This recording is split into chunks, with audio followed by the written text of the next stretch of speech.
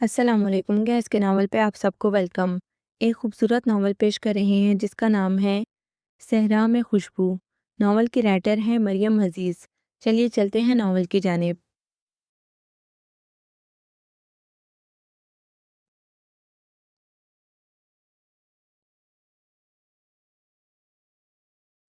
وہ لاؤنج میں داخل ہوئی تو مقصود انکل کے کمرے سے زور زور سے بولنے کی آوازیں آ رہی تھی۔ وہ کچھ پریشان ہو کر نیہا کے قریب بیٹھ گئی۔ تمہیں کیا ہوا؟ نیہا نے اس کی شکل دیکھ کر پوچھا۔ انکل غصہ کیوں کر رہے ہیں؟ یہ غصہ نہیں، معمول کی ڈانٹ ہے جو شرجیل کو پڑ رہی ہے، نیہا کہہ کر دوبارہ ٹی وی کی طرف متوجہ ہو گئی، جبکہ وہ اس کے مطمئن انداز پر حیران ہوئی اور پھر گہرا سانس لے کر کھڑی ہو گئی۔ کہاں جا رہی ہو؟ نیہا نے اسے کھڑے ہوتے دیکھ کر پوچھا۔ اپنے لیے چائے بنانے جا رہی ہوں، آپ پئیں گی؟ نیکی اور پوچھ پوچھ، اور ہاں فریج میں دیکھ لینا کباب یا سموسے ہوں گے، وہ بھی فرائی کر لینا۔ وہ سر ہلا کر رہ گئی۔ کچن میں آ کر اس نے چائے کے لیے پانی چڑھایا، پھر کباب تلنے کی تیاری کرنے لگی۔ اب اس نے کباب تلنے کے لیے تیل میں ڈالے ہی تھے کہ شرجیل کچن میں داخل ہوا۔ ہیلو کزن، کیا ہو رہا ہے؟ وہ اپنے دھیان میں تھی۔ اس کے زور سے بولنے پر ہل کر رہ گئی۔ اس کے یوں ڈرنے پر وہ کہکا لگا کر ہنس پڑا۔ اف توبہ، آپ نے تو مجھے ڈرا دیا۔ شرجیل نے بغور اس کی اڑی رنگت دیکھی۔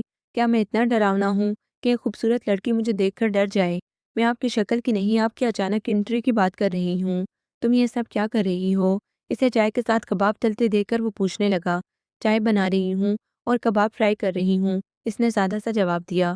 تم مہمان ہو، تم کیوں کر رہی ہو؟ نیہا کہاں ہے؟ تم یہاں کیا کر رہے ہو؟ اس سے پہلے کہ وہ کوئی جواب دیتی، نیہا خود ہی آ گئی۔ رومیا ہمارے گھر مہمان ہے، تمہارا کام ہے اس کی مہمان نوازی کرو، الٹا تم اس سے کام کروا رہی ہو۔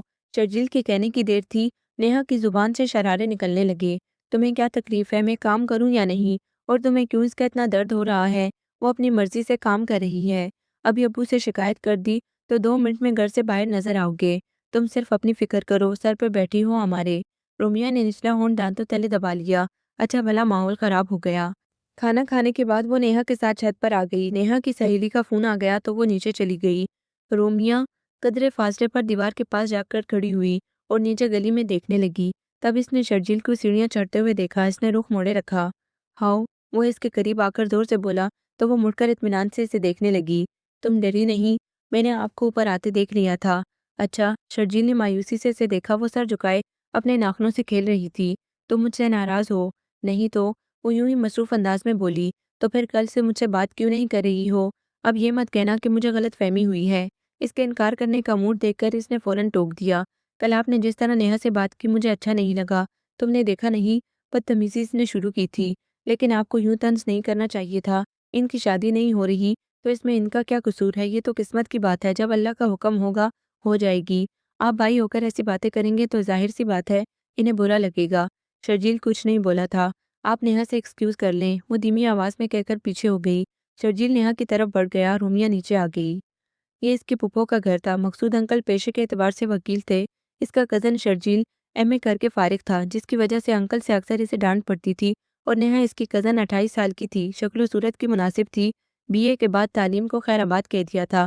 پچھلے 6 سالوں سے اس کے رشتے کی تلاش جاری تھی، لیکن کوئی خاطر خواہ نتیجہ نہیں نکل سکا تھا۔ رشتہ نہ ہونے کی وجہ سے وہ کافی چڑچڑی ہو گئی تھی۔ نیہا اس سے 7 سال بڑی تھی، لیکن رومیا کو اسے باجی کہنے کی اجازت نہیں تھی۔ اس کی امی اپنے والدین کی اکلوتی بیٹی تھی، جبکہ ابو کی صرف ایک ہی بہن تھی، شازیہ پھپھو۔ نیہا کے خشک رویے کے باوجود وہ اسی رشتے کی وجہ سے یہاں آ جاتی تھی۔ ہوش سنبھالتے اس نے خود کو پھپھو اور ان کی فیملی کے بہت قریب پایا تو لازمی بات ہے انسیت تو ہوگی، لیکن جوانی کی دہلیز پر قدم رکھتے یہ انسیت کچھ زیادہ بڑھ گئی جب اس کا نام شرجیل کے ساتھ لیا جانے لگا۔ ان دونوں کی باقاعدہ منگنی تو نہیں ہوئی تھی، لیکن بڑوں میں یہ بات طے تھی۔ ان دونوں نے بھی کبھی باقاعدہ ایک دوسرے سے پسندیدگی کا اظہار نہیں کیا تھا، لیکن ایک دوسرے کے جذبات سے آگاہ ضرور تھے۔ رومیا کی امی کا بس چلتا تو ایف اے کے بعد ہی اسے شرجیل کے سنگ رخصت کر دیتی، لیکن ایک مسئلہ نیہا کا تھا۔ جب تک اس کی شادی نہیں ہوگی شرجیل کی شادی کا سوال پیدا نہیں ہو سکتا تھا، اور دوسرا مسئلہ شرجیل کی نوکری کا تھا۔ جب تک وہ برسر روزگار نہ ہو جاتا شادی ممکن نہ تھی۔ یہ سب مسئلے اپنی جگہ، لیکن رومیا اپنے مستقبل کی طرف سے مطمئن تھی۔ جلد یا بدیر دلہن تو اسے شرجیل کی ہی بننا تھا۔ وہ کمرے میں داخل ہوئی تو خطاب فون پر بات کر رہے تھے۔ وہ ایک نظر ان پر ڈال کر ڈریسنگ روم میں چلی گئیں۔ جب چینج کر کے واپس آئیں تو فون بند ہو چکا تھا اور خطاب صاحب سامنے دیکھتے ہوئے مسکرا رہے تھے۔ وہ مسکراتی ہوئی ڈریسنگ ٹیبل کی طرف بڑھ گئی اور لوشن اٹھا کر خطاب صاحب کے سامنے بیٹھ کے दूसरे कोने पर बैठ गईं। क्या बात है, बड़ा मुस्कुराया जा रहा है, लगता है किसी पुरानी सहेली का फ़ोन था। इनकी बात सुनकर खिताब साहब कहकर लगाकर हंस पड़े। आप जेलस हो रही हैं बेगम साहिबा? इन्होंने गौर से शमा का चेहरा देखा। वैसे अगर मैं तुम्हें बता दूं कि मैं किससे बात कर रहा था, तुम वाकई खुश हो जाओगी। अच्छा, ऐसा कौन है? वो हैरत से इन्हें देखने लगी। मैं उमर से बात कर रहा था। पाँव पर मसाज करता इनका हाथ रुक गया था। कल वो पाकिस्तान आ रहा है। लोशन की बोतल पर इनके हाथ की गिरफ्त कमज़ोर हो गई और अगले ही पल बोतल नीचे कारपेट पर गिर गई। इनकी आंखों की हैरत पहले बेयकीनी और फिर आंसुओं में बदल गई। खिताब साहब ने इन्हें रोने से रोका नहीं। काफ़ी देर बाद खामोशी में इनकी आवाज़ उभरी। खिताब, आप मुझसे मजाक तो नहीं कर रहे? शमा, इन्होंने कुछ नाराज़ी से इनका नाम लिया। मैं ऐसी बात मजाक में क्यों करूँगा जिसका ताल्लुक तुम्हारी सांसों से जुड़ा है। शमा सर झुकाकर होंठ चबाने लगी। मुझे अभी भी यकीन नहीं आ रहा, वो वाकई आ रहा है। 12 साल बाद। तो क्या इसकी नफरत ख़त्म हो गई? इसने हमें माफ़ कर दिया। वो सवालिया नज़रों से अपने शौहर को देखने लगी तो खिताब साहब ने इनका हाथ थामकर इन्हें तसल्ली दी। शमा, कोई औलाद अपने माँ बाप से नफरत कर सकती है? और शमा ने जिस तरह शिकायती नज़रों से इन्हें देखा वो मुस्कुरा दिए। सब भूल जाओ जो हुआ। अब हमारा बेटा आ रहा है, इसके इस्तकबाल की तैयारियां करो। हाँ, मुझे अपने बेटे के इस्तकबाल के लिए इसके शाया निशान तैयारियां करना है। वो पुरजोश अंदाज में कहती हुई खड़ी हो गई। सरदारा, सरदारा। इनकी तेज पुकार पर वो भागने के अंदाज में किचन से बाहर आई थी। खैरियत भाभी? वो परेशानी से इनकी शक्ल देखने लगी। सरदारा, उमर आ रहा है। इन्होंने सरदारा को दोनों बाजुओं से पकड़कर घुमा डाला। इनका बस नहीं चल रहा था कि वो क्या कर डाले। दूसरी तरफ सरदारा की वही हालत थी जो थोड़ी देर पहले इनकी थी। आप सच कह रही हैं भाभी? बाबा आ रहा है? हाँ सरदारा, वो आ रहा है। कल वो मेरी आंखों के सामने होगा। 12 साल बाद मेरी आंखों की प्यास बुझेगी। इसका बचपन, जवानी मैं तस्वीरों में ही देखती रही। इन्होंने लाउंज की दीवार की तरफ देखा जो उमर की तस्वीरों से भरी थी। सरदारा, तुम्हें याद है ना, जब मैं और खिताब पहली बार उमर को लेकर आए थे? खामोशी पर इन्होंने मुड़कर देखा, फिर चलती हुई इसके सामने आ गई और इसके दोनों हाथ थाम लिए। मैं भी कितनी पागल हूं ना सरदारा, तुमसे पूछ रही हूँ कि तुम्हें उमर और उमर से वाबस्ता बातें याद हैं। तुम कैसे भूल सकती हो? मैंने तो इसे सिर्फ पैदा किया था, तुमने तो इसे पाला था, तुम्हारे हाथ में बड़ा हुआ था। फिर पता नहीं कहाँ कमी रह गई मेरे प्यार में या तुम्हारे। कहते हुए इन्होंने निचला होंठ दांतों तले दबा लिया। इनके चेहरे पर शदीद तकलीफ के आसार थे। सरदारा से फर्द मुसरत के बायस कुछ बोला ही नहीं गया। बस इनके हाथ से अपना हाथ निकाल कर इनके कंधे पर रख दिया। सारी रात वो सोने की कोशिश करती रही लेकिन नींद आंखों से कोसों दूर थी। करवटें बदल बदल कर जिस्म दुखने लगा था। नज़र जैसे घड़ी पर ठहर सी गई थी और रात जैसे रुक सी गई थी। 5 बजते ही इन्होंने खिताब को आवाज़ दी और वो एक ही आवाज़ पर उठ गए। इनके फौरन उठ जाने पर वो मुस्कुरा दी। 6 बजे खिताब एयरपोर्ट के लिए रवाना हो गए और वो बेचैनी से सारे घर में चकराने लगी। हर चीज़ तैयार थी, बस आने वाले का इंतज़ार था। इसकी तस्वीर के आगे खड़े होकर वो इसके एक एक नक्श को आंखों के रास्ते दिल में उतारने लगी। तभी बाहर खिताब की गाड़ी का हॉर्न बजा और इनके दिल की धड़कन एकदम तेज़ हो गई थी। सरदारा भी किचन से निकलकर बाहर की तरफ भागी जबकि वो वहीं सोफे के सहारे खड़ी थी। इनकी टांगों में जैसे जान ही नहीं रही थी। इनकी नज़रें दरवाजे पर जैसे रुक सी गईं। फिर खुशी से जगमगाते चेहरे के साथ पहले सरदारा फिर खिताब और इनके पहलू में वो इनकी नज़रें जैसे साकित हो गईं। कितना बड़ा हो गया है। इसका कद खिताब से भी ऊंचा था, खूबसूरत भी हो गया है। स्याह जैकेट में इसकी रंगत कितनी निखरी हुई लग रही थी। शमा, देखो मैं तुम्हारे बेटे को ले आया हूँ। खिताब इनके पहलू में आकर खड़े हो गए जबकि वो इनके बिल्कुल सामने था, इनके इतने करीब कि वो इसे छू सकती थी। वो इससे साथ लगाकर इसका माथा चूमकर अपनी ममता की प्यास बुझाना चाहती थी लेकिन वो ऐसा कर नहीं सकी। इन 12 सालों में इसके कद और चेहरे में काफ़ी फर्क आ गया था लेकिन चेहरे की सख्ती और आंखों की बेगानगी अब भी बरकरार थी। होंठों पर आज भी मुस्कुराहट नहीं थी। इन दोनों को यूं खामोशी से एक दूसरे के सामने खड़े देखकर खिताब साहब बोले थे, भाई शमा कुछ तो बोलो। फिर बेटे की तरफ मुतवज्जा हुए। उमर, लगता है तुम्हारी माँ को अभी तक यकीन नहीं आया कि तुम आ गए हो, वरना जब से मैंने इन्हें बताया है कि तुम आ रहे हो पागलों की तरह सारे घर में फिर रही थी। तुम्हारी पसंद के खाने भी बनाए हैं। क्यों भाई सरदारा, नाश्ते में क्या है? वो सरदारा की तरफ घूम गए। सब कुछ है भाई जी, जो हमारे उमर बाबा को पसंद है। इनके मुखातिब करने पर उमर ने मुड़कर इसे देखा जो किचन के दरवाजे में खड़ी थी। पापा मुझे भूख नहीं, मैंने जहाज में सैंडविच ले लिए थे। शमा ने इसकी आवाज़ के रोक को अच्छी तरह महसूस किया। कोई बात नहीं बेटा, मैंने तुम्हारे लिए इतना कुछ बनाया है, मेरी खातिर थोड़ा चख लो। सरदाना के कहने पर इसने खिताब साहब को देखा तो वो इसका बाजू थामकर डाइनिंग रूम की तरफ बढ़ने लगे। फिर पीछे मुड़कर साकित खड़ी शमा को देखा। आओ ना शमा। इन्होंने चौंक कर खिताब को देखा जो उमर के साथ डाइनिंग रूम में दाखिल हो रहे थे। इनकी आंखें यकायक आंसुओं से भर गई। बेगानगी की दीवार अभी तक कायम थी। वो डाइनिंग रूम में दाखिल हुई तो वो बैठ चुका था और सरदारा एक एक चीज़ उठाकर इसके आगे रख रही थी। वो खामोशी से जाकर खिताब की दाईं तरफ बैठ गई।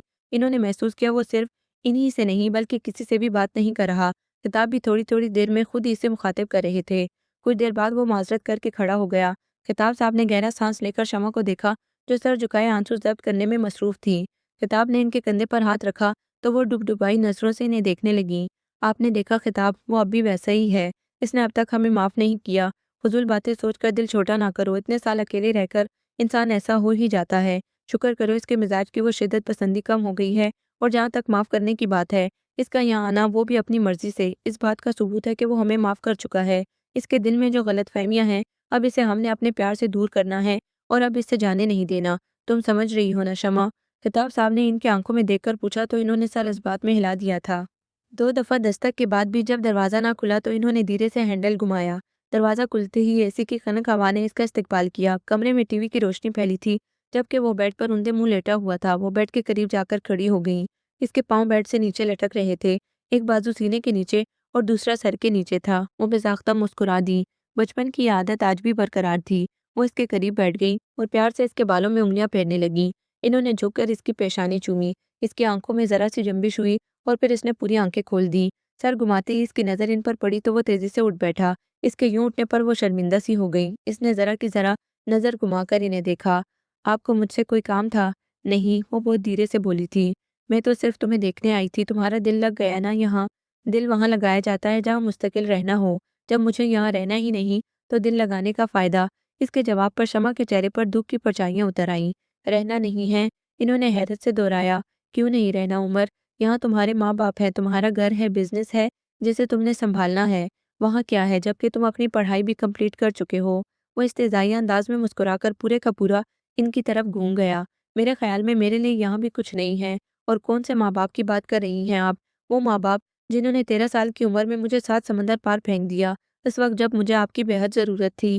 عمر میری جان، وہ بے اختیار ہو کر اس کی طرف بڑھی اور اس کا چہرہ دونوں ہاتھوں میں تھام لیا۔ تمہیں خود سے دور کرنا ہمارے لیے آسان نہیں تھا۔ تم ہماری جان ہو، دل پر پتھر رکھ کر تمہیں خود سے دور کیا تھا، صرف تمہاری بھلائی کے لیے، تمہارے ذہنی سکون کے لیے۔ ان کا اتنا کہنا ہی تھا کہ اس نے جھٹکے سے ان کا ہاتھ ہٹا کر پیچھے کیا۔ مطلب کیا ہے آپ کا؟ آپ شروع سے ہی مجھے ایسے ٹریٹ کرتی تھی جیسے میں پاگل ہوں، اور آخر میں سچ مجھے پاگل بنا دیا۔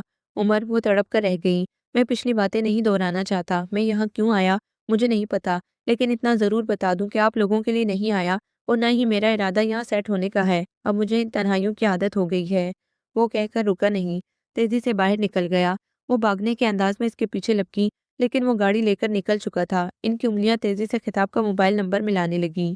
ڈائننگ روم میں وہ تینوں موجود تھے، لیکن اتنی خاموشی تھی کہ صرف پلیٹوں میں کبھی کبھی چمچہ لگنے کی آواز آ رہی تھی۔ شمع کی توجہ کھانے کی طرف نہیں تھی، وہ مسلسل بے چینی سے خطاب کی طرف دیکھ رہی تھی جو کھانے کے دوران وقتاً فوقتاً عمر پر نظر ڈال رہے تھے۔ پانی کا گلاس ٹیبل پر رکھ کر گلا کھنگار کر وہ عمر کی طرف متوجہ ہوئے۔ عمر، ان کے پکارنے پر وہ ان کی طرف دیکھنے لگا۔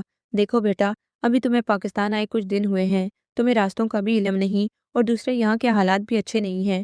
لوگ گن پوائنٹ پر نقصان پہنچا جاتے ہیں۔ باہر جاؤ تو ڈرائیور کو ساتھ لے جایا کرو۔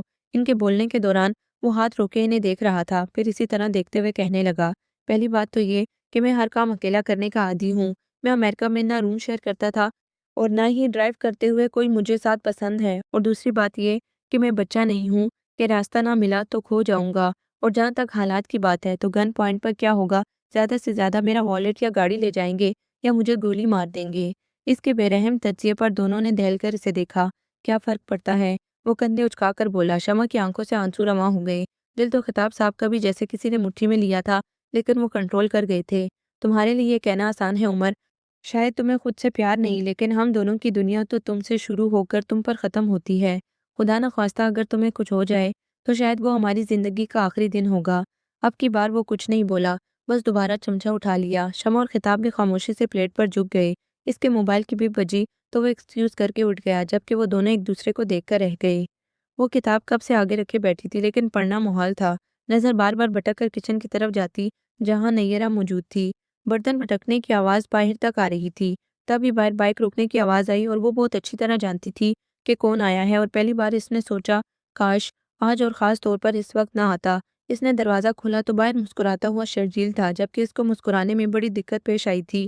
کچن سے نکلتی نیرا شرجیل کو دیکھ کر رک گئی تھی۔ السلام علیکم مومانی، کیسی ہیں آپ؟ شرجیل کے پوچھنے پر انہوں نے صرف سر ہلانے پر اکتفا کیا اور کمرے میں چلی گئیں۔ جبکہ شرجیل حیران ہو کر اسے دیکھنے لگا۔ مومانی کو کیا ہوا ہے؟ کچھ نہیں، ایسے ہی ان کی طبیعت ٹھیک نہیں ہے، آپ اندر چلیں۔ نہیں، یہی ٹھیک ہے۔ وہ صحن میں رکھے تخت پر بیٹھ گیا۔ میں تمہیں لینے آیا ہوں، ہمارے تایا کے بیٹے کی شادی ہے، نیہا کو شاپنگ پر جانا ہے، اس نے کہا تمہیں لے آؤں۔ رومیہ نے مڑ کر کمرے کی طرف دیکھا جہاں اس کی امی موجود تھیں۔ شرجیل میں ضرور چلتی لیکن آج امی کا موڈ ٹھیک نہیں، مجھے نہیں لگتا امی مجھے جانے کی اجازت دیں گی۔ مومانی کیوں منع کریں گی، میں خود ان سے بات کرتا ہوں۔ وہ اٹھنے لگا۔ رومیہ فوراً بولی، آپ بات نہ کریں، امی کو آپ پر ہی غصہ ہے۔ کیوں؟ وہ حیران ہو کر اسے دیکھنے لگا۔ آج میری کلاس فیلو آئی تھی اپنے بھائی کا پروپوزل لے کر۔ ورڈ شرجیل کو جھٹکا لگا۔ تم نے اسے بتایا نہیں تم انگیجڈ ہو؟ رومیہ نے سر جھکا لیا۔ اس سے پہلے کہ وہ کوئی جواب دیتی، نیرا کمرے سے باہر نکل آئی۔ شرجیل، مجھے تم سے ضروری بات کرنا ہے۔ دیکھو بیٹا، تمہاری رومیہ کی بات طے ہے، یہ صرف ہم جانتے ہیں، لوگ نہیں۔ آج جس طرح رومیہ کی کلاس فیلو اپنے بھائی کا پروپوزل لے کر آئی ہے، کل کو کوئی اور بھی آ سکتا ہے۔ کب تک ہم اپنی بیٹی کو بٹھا کر رکھ سکتے ہیں؟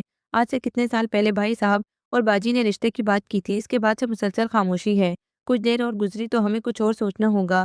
نیرا نے دو ٹوک بات کی اور ان کا جو مطلب تھا وہ شرجیل کی سمجھ میں آ گیا تھا۔ وہ کچھ کہے بغیر باہر نکل گیا۔ رومیہ نے شکایتی نظروں سے ماں کو دیکھا۔ یہ آپ نے اچھا نہیں کیا امی، میں نے جو بھی کیا ہے سوچ سمجھ کر کیا ہے، اگر اس کے بعد بھی شرجیل نے کوئی مثبت قدم نہ اٹھایا تو اس کا ذمہ دار وہ خود ہوگا۔ اسے اکیلا آتا دیکھ کر نیہا کے ماتھے پر بل پڑ گئے۔ رومیہ نہیں آئی، اس نے منہ سے جواب دینے کے بجائے سر نفی میں ہلایا۔ کیوں؟ اس کے سوال پر شرجیل نے غصے سے اسے دیکھا۔ میں تمہارا یا اس کا نوکر نہیں لگا ہوا، جو تمہارا حکم ہو تو اسے لے آؤں، اس کا حکم ہو تو واپس چلا جاؤں۔ اس کے غصیلے انداز کو نیہا نے ناسمجھی سے دیکھا، جبکہ وہ غصے سے کھولتا ہوا اندر کی طرف بڑھ گیا۔ وہ کمرے میں داخل ہوا تو شازیہ فون پر کسی کے ساتھ باتوں میں مصروف تھی۔ وہ ان کے سامنے صوفے پر بیٹھ گیا۔ بات کرتے ہوئے شازیہ نے غور سے بیٹے کے بگڑے ہوئے زاویے دیکھے اور مختصر بات کر کے فون بند کر دیا۔ تمہیں کیا ہوا ہے؟ آپ اور ابو کل ہی ماموں کے گھر جائیں اور میری اور رومیہ کی شادی کی بات کر کے آئیں۔ تمہیں بیٹھے بٹھائے کیا سوجی؟ نہیں امی، اتنے سال ہو گئے ہیں اس بات کو، مومانی سخت خفا ہیں۔ آپ کو پتہ ہے رومیہ کے رشتے آ رہے ہیں۔ پھر اس نے نیرا کے ناراض ہونے والی ساری بات بتا دی۔ شازیہ سوچ میں پڑ گئی۔ امی پلیز، آپ ابو سے بات کریں، میں یہ نہیں کہتا میری شادی کر دیں ابھی، لیکن میری اور رومیہ کی باقاعدہ منگنی کر دیں تاکہ نہ انہیں کوئی ٹینشن ہو نہ مجھے، پلیز امی۔ اس کے ملتجی انداز پر وہ گہرا سانس لے کر بولی، ٹھیک ہے میں تمہارے ابو سے بات کرتی ہوں۔ تھینک یو امی۔ وہ ایک دم ان کے گلے لگ گیا۔ ان کی بات کے دوران وہ پورے انہماک کے ساتھ فائل پر نظریں دوڑاتے رہے، لیکن جوں ہی ان کی بات ختم ہوئی انہوں نے اینک کے اوپر سے انہیں گھورا، جس کا صاف مطلب تھا انہیں شازیہ کی بات پسند نہیں آئی۔ کون سی ملٹی نیشنل کمپنی میں اسے جاب ملی ہے؟ کتنی تنخواہ ہے اس کی؟ مقصود صاحب حسب توقع غصے میں آ گئے۔ میری سمجھ میں نہیں آ رہا کہ تم نے اور تمہارے بیٹے نے کیا سوچ کر یہ بات کی ہے۔ 10-15 لاکھ کما لیے ہیں اس نے، بہن کے فرض سے سبکدوش ہو گیا ہے۔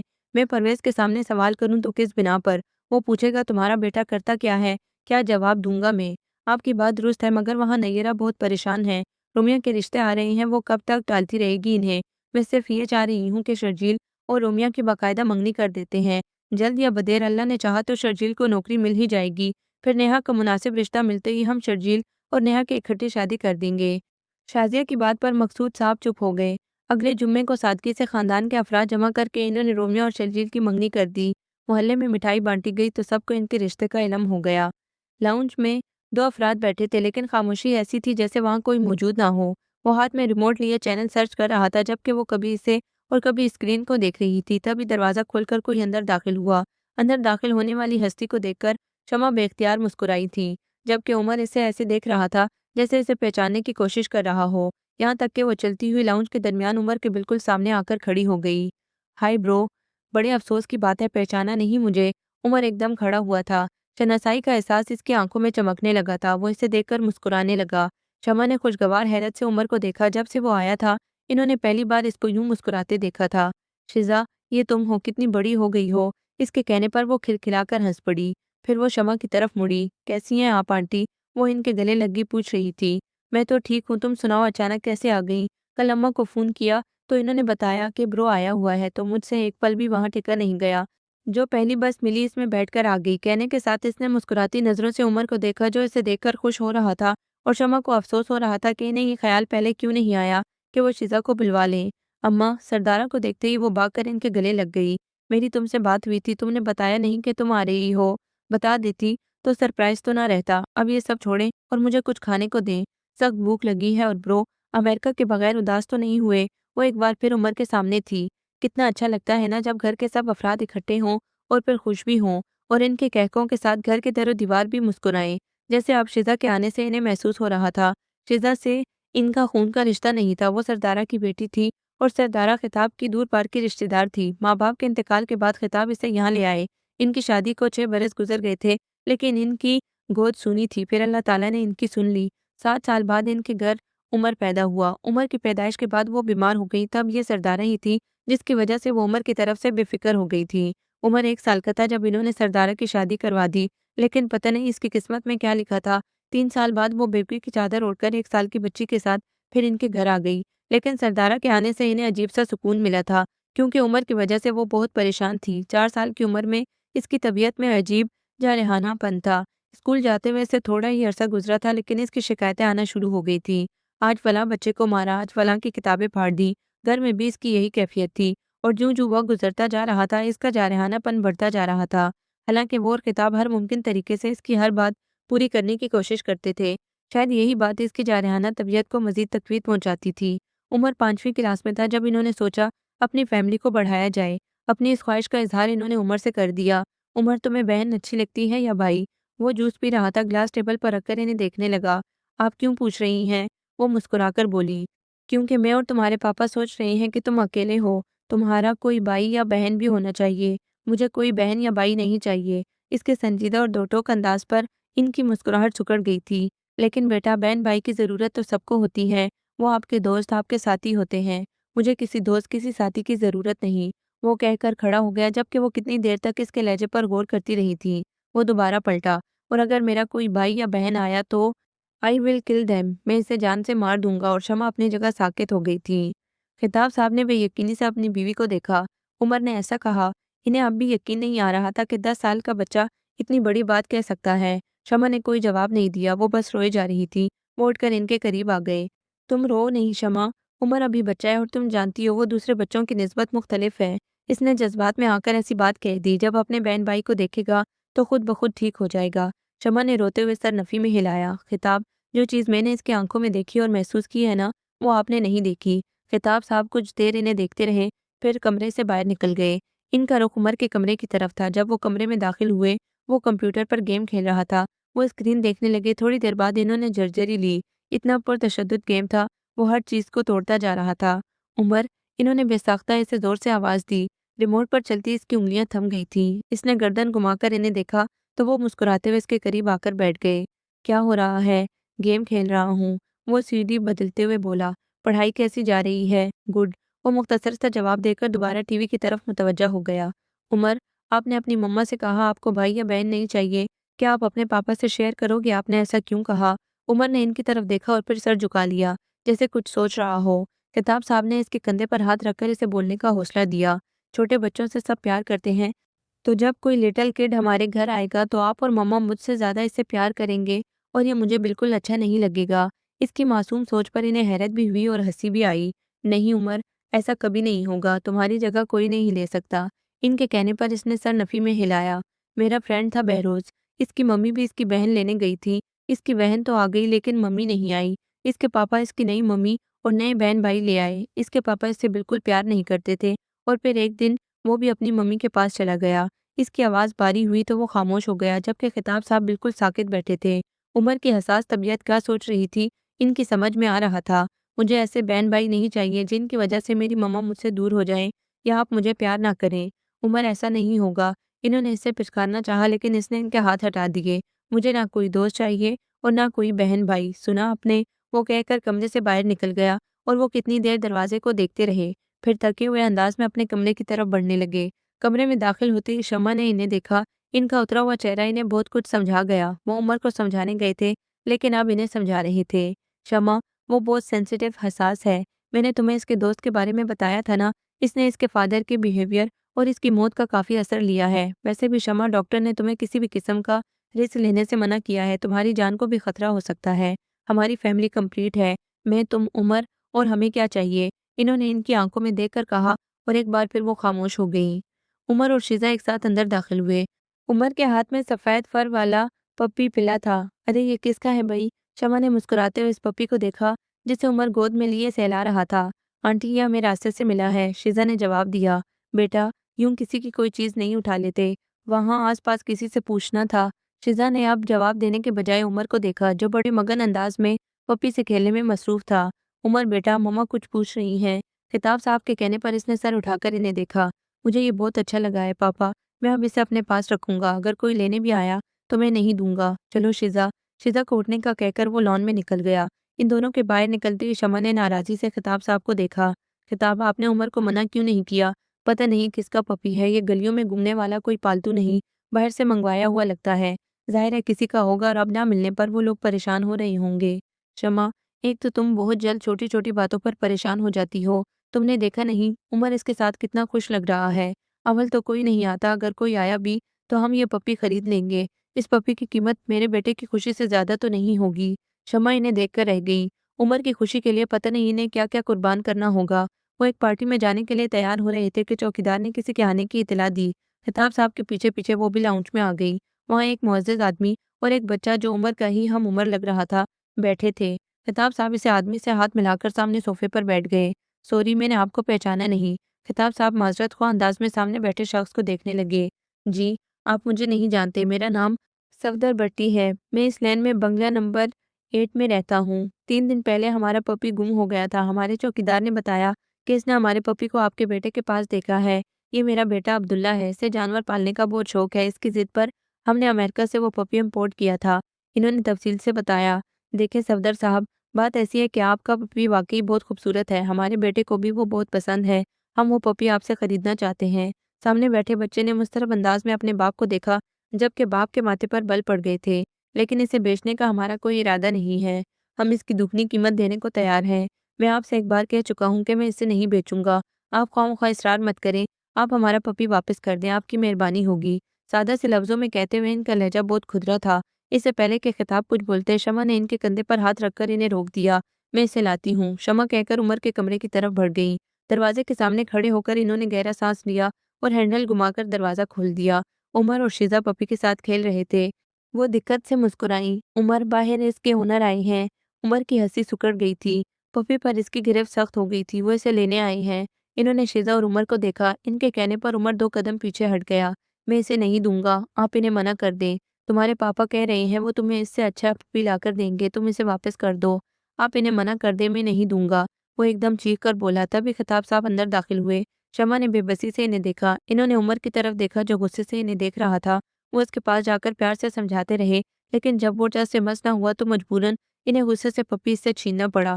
वो तो पपी लेकर चले गए, लेकिन शिजा और शमा के लिए इसे संभालना मुश्किल हो गया। मिनटों में इसने कमरा उलट पुलट कर रख दिया। आखिर में इसने खुद को बाथरूम में बंद कर लिया।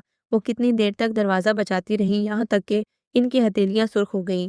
इतवार की वजह से वो सुबह देर तक सोते रहे। सुबह 10 बजे बात लेकर जब वो बाहर आए तो इन्हें खुशगवार हैरत हुई। उमर ना सिर्फ कमरे से बाहर था, बल्कि खुशगवार मूड में शिजा और शमा के साथ नाश्ता कर रहा था। वो हैरान होते हुए इनकी तरफ बढ़े। गुड मॉर्निंग पापा। वेरी गुड मॉर्निंग मेरी जान।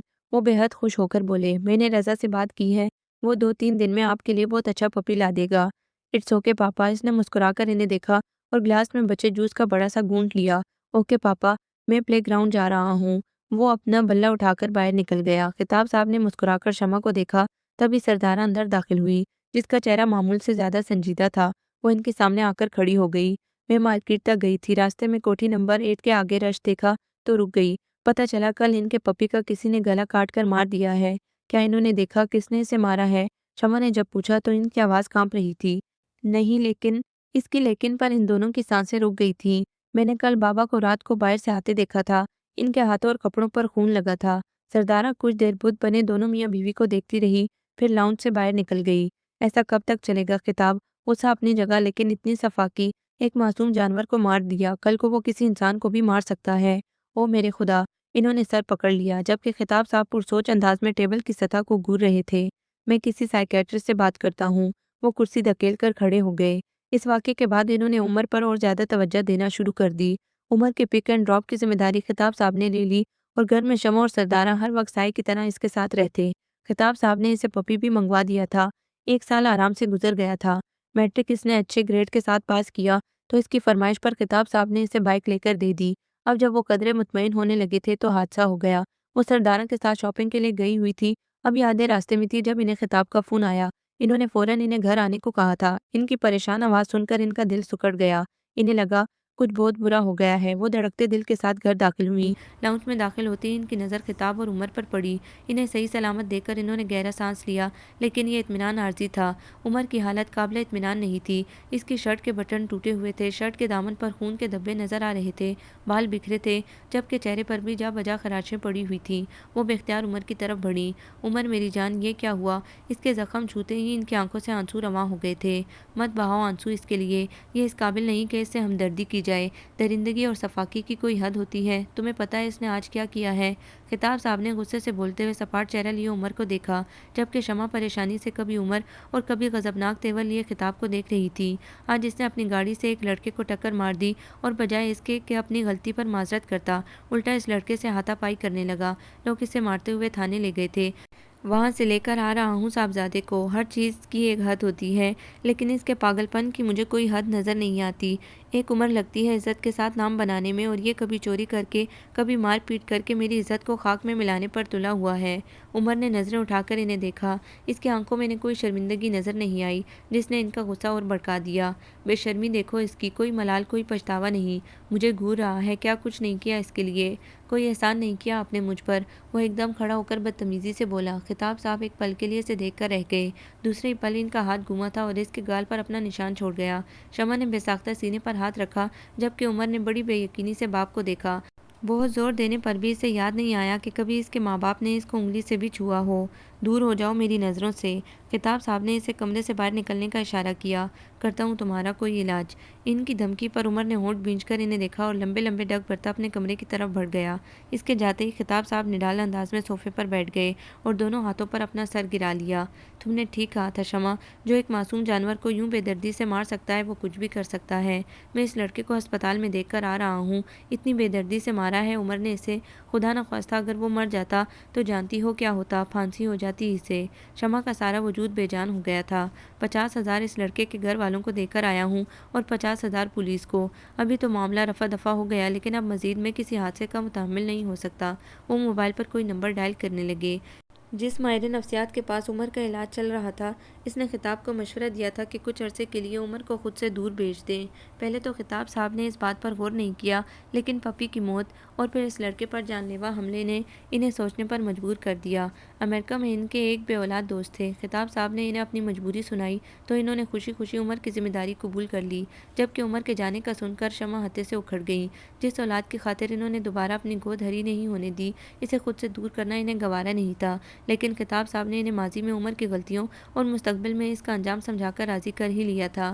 کل عمر کی فلائٹ تھی اور شمع کو یوں لگ رہا تھا جیسے کل عمر نہیں، ان کی روح ان سے جدا ہو رہی ہو۔ وہ آنکھیں بند کیے بیک گراؤنڈ سے ٹیک لگائے عمر کے بارے میں سوچ رہی تھی۔ جب دروازہ کھلنے کی آواز پر انہوں نے آنکھیں کھول کر سامنے دیکھا، عمر دروازے کا ہینڈل تھامے کھڑا تھا۔ اس کی آنکھیں بے تحاشا سرخ ہو رہی تھیں۔ ان کا دل جیسے کسی نے مٹھی میں لے لیا۔ وہ آہستہ سے چلتا ہوا ان کے قریب آ کر کھڑا ہو گیا، ان کے قریب بیٹھ کر ان کے دونوں ہاتھ تھام لیے۔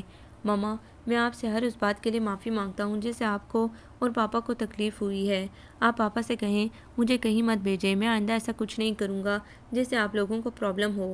میں آپ کے اور پاپا کے بغیر نہیں رہ سکتا، مما پلیز۔ آخر میں روتے ہوئے اس نے پیشانی ان کے ہاتھوں پر ٹکا دی۔ اس کے آنسو ان کے ہاتھوں پر گر رہے تھے اور قطرہ قطرہ ان کا دل پگھل رہا تھا۔ اس وقت ان کا دل چاہ رہا تھا وہ خطاب کی نصیحتیں، ڈاکٹر کی ہدایتیں سب بھول کر اپنے بیٹے کو سینے سے لگا لیں، لیکن وہ یہ بھی جانتی تھی کہ ان کی ذرا سی کمزوری عمر کے مستقبل کے لیے نقصان دہ ہو سکتی ہے۔ تبھی دروازہ کھلا۔ ان دونوں نے ایک ساتھ مڑ کر دیکھا۔ پاپا، میں نہیں جاؤں گا۔ انہیں دیکھ کر وہ اپنے مخصوص اکھڑ انداز میں بولا تھا۔ خطاب صاحب نے غصے سے اسے دیکھا۔ یہ بحث اب فضول ہے۔ تمہاری کل سیٹ کنفرم ہے اور وہاں تمہارا داخلہ بھی ہو چکا ہے۔ میں دیکھتا ہوں تم کیسے نہیں جاتے۔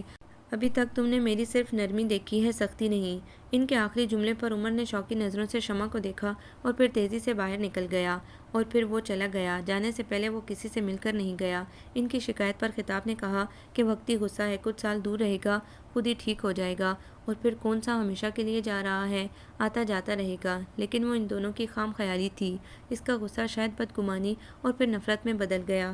12 سال گزر گئے، وہ کبھی پاکستان نہیں آیا۔ شروع کے چند سالوں کے بعد وہ امریکہ سے ملنے گئے تو انہیں دیکھ کر وہ دوسری اسٹیٹ چلا گیا، اور جب تک وہ وہاں رہے وہ واپس نہیں آیا۔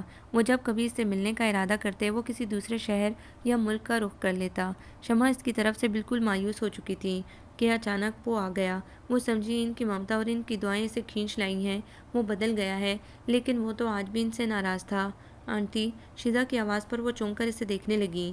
برو کے لیے چاند جیسی دلہن ڈھونڈنا شروع کر دے۔ برو شادی کے لیے مان گئے ہیں۔ وہ دونوں اس موضوع پر بات کر رہے تھے مگر شمع ماضی کی تلخ یادوں میں کھوئی ہوئی تھی۔ شیزا کی بات سن کر مسکرانے لگیں۔ مجھے شادی کرنی ہے یا نہیں، یا کس سے کرنی ہے، اس کا فیصلہ میں خود کروں گا۔ اس کا حق میں کسی کو نہیں دوں گا، چاہے وہ رشتے میں میرے ماں باپ ہی کیوں نہ ہوں۔ جب میں خود اس قابل ہوں کہ اپنے فیصلے کر سکوں تو میں کیوں کسی کی رائے لوں؟ شمع کا چہرہ آن واحد میں لٹھے کی مانند سفید پڑ گیا تھا۔ ان پر ایک نظر ڈال کر وہ باہر نکل گیا۔ شیزا تعصب سے شمع کو دیکھنے لگی۔ یہ تم مجھے کہاں لے آئی ہو؟ تمہیں معلوم بھی ہے کہ مجھے پبلک پلیس سے سخت الجھن ہوتی ہے۔ ہجوم کو دیکھ کر اس نے شیزا سے کہا، اگر آپ امریکہ سے میرے لیے کچھ لے آتے تو میں کیوں آپ کو یہاں لاتی؟ اب جلدی سے جیب ڈھیلی کریں، مجھے بہت ساری شاپنگ کرنا ہے۔ عمر نے بحث نہیں کی اور اس کے پیچھے چلنے لگا۔ شیزا ایک جیولری کی دکان میں گھس گئی۔ 15 منٹ تک جب شیزا کی مصروفیت میں کوئی فرق نہ آیا تو وہ اسے بتا کر باہر نکل آیا۔ باہر موسم بہت اچھا تھا، تیز ہوا چل رہی تھی۔ ستون کے قریب کھڑے ہو کر وہ آتے جاتے لوگوں کا جائزہ لینے لگا، پھر کچھ خیال آنے پر اپنا موبائل نکالا اور ٹریول ایجنٹ کا نمبر ملانے لگا، جب ایک رنگین آنچل آ کر اس کے چہرے پر رک گیا۔ چل چل کر اس کے پاؤں شل ہو گئے تھے، لیکن نیہا کو پتہ نہیں کیسا ڈریس لینا تھا۔ وہ نیہا کو یہ کہہ بھی نہیں سکتی تھی کہ وہ تھک گئی ہے، کہ کہیں اس کا موڈ نہ خراب ہو جائے، کیونکہ شرجیل سے باقاعدہ منگنی کے بعد وہ اس سے خفا خفا سی تھی۔ نیہا، جو کچھ لینا ہے جلدی لو ورنہ گھر چلو، فضول چکر لگوا رہی ہو۔ جو بات رومیہ نے کہنا تھی وہ شرجیل نے کہہ دی تھی۔ تم تھک گئے ہو تو کہیں بیٹھ جاؤ، میں رومیہ کے ساتھ چلی جاتی ہوں۔ رومیہ نے ایک بے بس نظر شرجیل پر ڈالی اور ناچار نیہا کے ساتھ چل پڑی۔ نیہا ایک اسٹال کے پاس رک گئی جہاں بے حد رش تھا۔ وہ ایک سائڈ پر کھڑی ہو گئی اور دوپٹہ ٹھیک کرنے لگی۔ نیہا وہاں سے فارغ ہوئی تو اس نے اس کے پیچھے جانے کے لیے قدم بڑھائے، لیکن ایک قدم بڑھاتے ہی اسے رکنا پڑا۔ اس کا دوپٹہ کہیں اٹک گیا تھا۔ اس نے ذرا سا گردن گھما کر دیکھا اور پھر حیرت کے مارے پوری گھوم گئی۔ اس کے دوپٹے کا کونا ستون کے پاس کھڑے شخص کے ہاتھ میں تھا۔ اس کے مڑنے پر اس نے بھی اسے دیکھا۔ رومیہ نے اس شخص کی نظروں کو اپنے چہرے پر ٹھہرتے محسوس کیا تھا۔ ان نظروں میں جانے کیا تھا کہ اسے اپنا چہرہ دیکھتا محسوس ہونے لگا۔ اس نے اپنا دوپٹہ کھینچا، اس کے باوجود نہ اس نے نظروں کا زاویہ بدلا اور نہ ہی اس کا دوپٹہ چھوڑا۔ رومیہ نے گھبرا کر اپنے دائیں بائیں دیکھا۔ لوگ اپنے دھیان میں تھے، لیکن کچھ لوگ ان کی طرف متوجہ بھی ہو گئے تھے۔ رومیہ یکدم پریشان سی ہو گئی۔ اتنے ہجوم میں بھی اسے اس شخص سے عجیب سا خوف محسوس ہوا تھا۔ وہ 2 قدم چل کر اس کی طرف بڑھی۔ میرا دوپٹہ، رومیہ نے بہت آہستگی سے اس کی طرف دیکھے بغیر کہا۔ اس نے دوپٹہ چھوڑ دیا اور وہ ایسے بھاگی جیسے موت کا فرشتہ اس کے پیچھے لگا ہو۔ نیہا، میرا خیال ہے گھر چلتے ہیں، باقی شاپنگ کل کر لیں گے۔ چلو ٹھیک ہے، تمہاری طبیعت بھی ٹھیک نہیں لگ رہی، بس یہ چوڑیاں لے لیں۔ یہ کہہ کر نیہا پھر چوڑیوں کے اسٹال کی طرف مڑ گئی۔ رومیہ نے پیچھے مڑ کر دیکھا، وہ کہیں نہیں تھا۔ وہ ہر سیکنڈ کے بعد ارد گرد نظر بھی ڈال رہی تھی۔ وہ شخص نہ جانے کیوں اس کے حواسوں پر سوار ہو گیا تھا۔ تم بھی لے لو۔ نیہا کے کہنے پر اس نے پہلے چونک کر نیہا کو اور پھر چوڑیوں کو دیکھا اور پھر سر جھٹک کر سارا دھیان چوڑیوں پر لگا دیا۔ ملٹی شیڈ میں بہت خوبصورت چوڑیاں تھیں۔ اس نے کچھ چوڑیاں اٹھا کر پہن لیں۔ اس کی نازک کلائیوں میں وہ بہت اچھی لگ رہی تھی۔ اس نے مسکراتے ہوئے جوں ہی چوڑیوں والے سے قیمت پوچھنے کے لیے سر اٹھایا، اس کی مسکراہٹ غائب ہو گئی، بلکہ ہاتھ میں پکڑی چوڑیاں بھی گر گئی۔ وہ شخص بالکل اس کے سامنے کھڑا تھا۔ کیا ہوا؟ اس کو یوں ساکت کھڑے دیکھ کر نیہا نے پوچھا تھا۔ تمہاری طبیعت زیادہ خراب لگ رہی ہے، چلو گھر چلتے ہیں۔ نیہا کے کہتے ہی وہ تیزی سے مڑ گئی۔ برو، وہ تیزی سے آگے بڑھ رہا تھا جب شیزا کی آواز پر رک گیا۔ اس نے مڑ کر دیکھا، وہ بھاگتی ہوئی اس کی طرف آ رہی تھی۔ کہاں جا رہے ہیں؟ میں کب سے آپ کو ڈھونڈ رہی تھی۔ اس کے قریب پہنچنے پر وہ ہانپتے ہوئے بولی۔ عمر نے مڑ کر اس کی طرف دیکھا، وہ نہیں تھی۔ وہ بے چینی سے اجنبی چہروں میں تلاش کرنے لگا۔ کیا ہوا؟ کس کو ڈھونڈ رہے ہیں؟ اس کی نظروں کے تعاقب میں دیکھتے ہوئے شیزا نے پوچھا۔ کچھ نہیں، چلو۔ وہ چل پڑا، لیکن چند قدم چل کر اس نے پھر پیچھے مڑ کر دیکھا تھا۔ اپنی زندگی میں سے کئی چہرے اچھے لگے تھے، لیکن یوں کسی چہرے نے بے چین نہیں کیا تھا۔ پتہ نہیں وہ کون تھی، کہاں رہتی تھی، وہ سوچنے لگا۔ اپنے محسوسات وہ کسی سے شیئر کرنا چاہتا تھا۔ شیزا کا خیال آتے ہی اس نے گھڑی کی طرف دیکھا جہاں رات کے 1 بج رہے تھے۔ اسے بتانے کا ارادہ صبح تک ملتوی کر کے وہ کھڑکی کے پاس جا کر کھڑا ہو گیا۔ سارا لان اندھیرے میں ڈوبا تھا، کہیں کہیں بلب کی روشنی تھی۔ مجھے اسے ڈھونڈنا ہوگا۔ اس نے کھڑکی کے پٹ پر مضبوطی سے ہاتھ جمائے ہوئے تھے۔ مجھے اسے حاصل کرنا ہے ہر صورت۔ بہت سالوں بعد پھر پہلا سا جنون اس کے اندر آ گیا تھا۔ اگلی صبح وہ موجود تھی۔ اتنے دنوں سے آپ نے کیا طریقہ اختیار کیا ہوا ہے؟ صبح نکل جاتے ہیں، رات کو دیر سے آتے ہیں۔ میں ایک لڑکی کو ڈھونڈ رہا ہوں۔ اوہ ذرا وضاحت کریں گے یہ لڑکی کون ہے؟ اس دن ہم مارکیٹ گئے تھے نا، وہاں نظر آئی تھی، پھر وہ لوگوں کے ہجوم میں گم ہو گئی، لیکن تم فکر نہ کرو، میں اسے ڈھونڈ لوں گا۔ اس کے پرعزم انداز پر شیزا نے ابرو اچکا کر دیکھا۔ معاملہ کافی سیریس لگتا ہے۔ کیا وہ بہت خوبصورت ہے؟ ہاں، کم از کم مجھے تو وہ دنیا کی خوبصورت ترین لڑکی لگی تھی۔ وہ سامنے دیوار کی طرف دیکھتے ہوئے بولا جیسے وہاں اس کی تصویر لگی ہو۔ اس لیے آپ نے اپنی سیٹ کینسل کروائی ہے؟ عمر نے چونک کر اسے دیکھا۔ ٹریول ایجنسی سے فون آیا تھا۔ شیزا نے اس کی حیرت دور کی۔ آپ تو کہہ رہے تھے مجھے کسی پاکستانی لڑکی سے شادی نہیں کرنا۔ شیزا نے طنزیہ انداز میں سے پچھلی بات کا حوالہ دیا۔ عمر نے اس کا کوئی جواب نہیں دیا، ٹاول اٹھا کر باتھ روم میں چلا گیا۔ میں انکل آنٹی کو بتاؤں؟ جب وہ باہر آیا تو شیزا نے پوچھا۔ عمر کے ماتھے پر بل پڑ گئے تھے۔ یہ میرا ذاتی معاملہ ہے، ان سے ڈسکس کرنا میں ضروری نہیں سمجھتا۔ برو، وہ آپ کے ماما پاپا ہیں، آپ سے پیار کرتے ہیں، آپ کی شادی ان کی کتنی بڑی خواہش ہے۔ پلیز شیزا، اس ٹاپک کو رہنے دو، میں پہلے ہی پریشان ہوں، پتہ نہیں وہ کب ملے گی اور کتنا انتظار کرنا ہوگا۔ اس نے سختی سے شیزا کی بات کاٹ دی۔ عمر، وہ آنکھیں بند کیے اسی کے تصور میں گم تھا کہ شمع کی آواز پر اس نے آنکھیں کھول کر انہیں دیکھا۔ وہ کہیں جانے کے لیے تیار لگ رہی تھی۔ تمہارے پاپا کے فرینڈ کے بیٹے کی شادی ہے، میں اور خطاب چاہ رہے تھے کہ تم بھی ہمارے ساتھ چلو۔ آپ جانتی ہے مجھے فنکشن اور خاص طور پر شادی کے فنکشن بالکل پسند نہیں۔ اس کے روکھے لہجے پر ایک پل کے لیے وہ چپ ہو گئی۔ ہاں جانتی ہوں، لیکن تم اتنے عرصے بعد آئے ہو تو سب تم سے ملنا چاہ رہے تھے، اسی بہانے ملاقات ہو جائے گی تمہاری سب سے۔ انہوں نے ذرا ٹھہر کر پھر کہا، اگر تم چلو گے تو مجھے اچھا لگے گا۔ عمر نے نظریں اٹھا کر انہیں دیکھا۔ وہ بڑی آس سے اسے دیکھ رہی تھی۔ وہ جانا تو نہیں چاہتا تھا، لیکن پتہ نہیں کیسے وہ جانے کے لیے تیار ہو گیا۔ میں تیار ہو کر آتا ہوں۔ شمع کتنی دیر حیرت سے وہاں کھڑی رہی۔ کتنے سالوں بعد وہ پاکستانی شادی کی تقریب، خاص طور پر مہندی کی تقریب میں شرکت کر رہا تھا۔ ہر طرف مہکتے رنگین آنچل تھے، فضا میں موسیقی کا شور تھا۔ خطاب صاحب اور شمع نے اسے ساتھ اندر آنے کو کہا تھا، لیکن وہ شامیانے سے باہر آ گیا۔ باہر نکل کر وہ بلا سوچے سمجھے ایک طرف چلنے لگا۔ سامنے اسے رہائشی عمارت نظر آئی۔ وہ اپنی دھن میں اندر داخل ہو گیا۔ وہ لمبا کوریڈور تھا۔ اچانک اسے احساس ہوا کہ وہ بلا اجازت اندر آ گیا ہے۔ وہ پلٹنے ہی والے تھا جب چوڑیوں کی آواز سنائی دی۔ وہ غیر ارادی طور پر مڑا اور مڑتے ہی جیسے ساکت ہو گیا۔ وہ خیال بالکل حقیقت کے روپ میں اس کے سامنے تھا۔ اورنج اور پیلے رنگ کے فراک پاجامے کے ساتھ ڈیروں ہم رنگ چوڑیاں پہنے وہ آئینے کے سامنے کھڑی چوٹی بنا رہی تھی۔ عمر کی طرف اس کی پشت تھی۔ وہ بے خود سا ہو کر اس کی طرف بڑھنے لگا۔ پراندے کو گرا لگا کر جوں ہی اس نے آئینے میں خود کو دیکھا، سامنے نظر آتا عکس اسے ساکت کر گیا۔ وہ اس کے قریب آ رہا تھا۔ اس کی آنکھوں کی حیرت ایک دم ڈر میں بدل گئی۔ وہ تیزی سے پلٹی۔ وہ اس سے ذرا ہی فاصلے پر تھا۔ اس کے چہرے پر خوف کے واضح اثرات تھے۔ دل کا ڈر اس کے چہرے سے بھی جھلکنے لگا، جبکہ اس کے برعکس عمر کا چہرہ جگمگا رہا تھا۔ ہائے، آئی ایم عمر۔ عمر خطاب۔ اپنا تعارف کروانے کے ساتھ اس نے ہاتھ بھی بڑھا دیا۔ ہم پہلے بھی مل چکے ہیں مارکیٹ میں، شاید تم نے مجھے پہچانا نہیں، میں تمہیں ہی ڈھونڈ رہا تھا۔ اس دن بھی تم غائب ہو گئی، تمہارا نام کیا ہے؟ وہ کہتے ہوئے ایک قدم مزید آگے بڑھا تو رومیا چونک کر پیچھے ہٹی تو دیوار سے ٹکرا گئی، پھر باہر نکلنے کے لیے آگے بڑھی، لیکن وہ ایک دم سامنے آ گیا۔ وہ ٹکراتے ٹکراتے بچی۔ اس بدتمیزی پر اس کا دل چاہا کہ ایک تھپڑ لگا دے، لیکن ایک تو وہ کبھی بھی اتنی بہادر نہیں رہی، دوسرا اس طرح کی صورتحال سے کبھی اس کا واسطہ نہیں پڑا تھا، سو وہ کچھ نہ کر پائی۔ میں نے تمہارا نام پوچھا ہے۔ اس کا لہجہ ایسا تھا جیسے نام پوچھے بغیر اسے جانے نہیں دے گا۔ بدقسمتی سے وہ بالکل اکیلی تھی۔ اس کے کپڑوں پر مہندی لگ گئی تھی۔ وہ اسے صاف کرنے آئی تھی اور یہ شخص پتہ نہیں کہاں سے آ گیا تھا اور کیوں اس کے پیچھے پڑ گیا تھا۔ اس نے نظر اٹھا کر دوبارہ اسے دیکھا جو دیوار کی مانند اس کے سامنے کھڑا تھا۔ وہ ایک بار پھر ہمت مجتمع کر کے آگے بڑھی تھی، لیکن دوسرے ہی قدم پر اسے لگا گویا زمین نے اسے جکڑ لیا ہو۔ عمر نے اس کا ہاتھ پکڑ لیا۔ اس کی اتنی جرأت پر اس کے رہے سہے احسان بھی خطا ہو گئے۔ اسے اپنی بے بسی پر یکدم رونا سا آ گیا۔ عمر نے بے حد حیرت سے اسے دیکھا اور اس کا ہاتھ چھوڑ دیا۔ وہ ایسے وہاں سے بھاگی جیسے اگر تھوڑی دیر مزید وہاں کھڑی رہی تو قیامت آ جائے گی۔ عمر کتنی دیر اس راستے کو دیکھتا رہا جہاں سے وہ گئی تھی، پھر یکدم شامیانے کی طرف بھاگا۔ اندر رونے کے عروج پر تھی۔ وہ متلاشی نظروں سے ایک ایک چہرے کو دیکھنے لگا اور پھر وہ اسے نظر آ گئی۔ وہ کسی لڑکے کے ساتھ حواس باختہ کھڑی تھی۔ اس کے قریب کھڑے لڑکے کو دیکھ کر اس کے ماتھے پر بل پڑ گئے۔ وہ ان کی طرف بڑھنے ہی لگا تھا کہ خطاب صاحب کی پکار پر رک گیا۔ عمر، ادھر آؤ، میں تمہیں اپنے دوستوں سے ملواؤں۔ اس نے دوبارہ پیچھے مڑ کر دیکھا۔ وہ ایک بار پھر غائب ہو چکی تھی، جبکہ وہ لڑکا وہیں موجود تھا۔ وہ ہونٹ بھینچ کر رہ گیا۔ پاپا، آپ اس لڑکے کو جانتے ہیں؟ خطاب صاحب نے کچھ حیران ہو کر سامنے دیکھا۔ کچھ دیر تک دیکھنے کے بعد انہوں نے اسے پہچان لیا۔ ہاں، یہ ہماری کمپنی کے لیگل ایڈوائزر مقصود صاحب کا بیٹا ہے۔ पापा मैं थक गया हूँ, घर जाना चाहता हूँ। काफ़ी देर तक वो इसे दोबारा नज़र न आई तो इसने खिताब साहब से कहा। अब इसके यहाँ ठहरने का कोई जवाब नहीं रहा था। पापा मैं मकसूद साहब की बेटी से शादी करना चाहता हूँ, आप इनके घर जाएं मेरा रिश्ता लेकर। खिताब साहब हैरान होकर इससे देखने लगे। लेकिन बेटा क्या आप इन लोगों को जानते हैं? जानता तो नहीं हूँ, लेकिन मुझे शादी उसी लड़की से करना है। इससे पहले खिताब कुछ कहते शमा बोल पड़ी।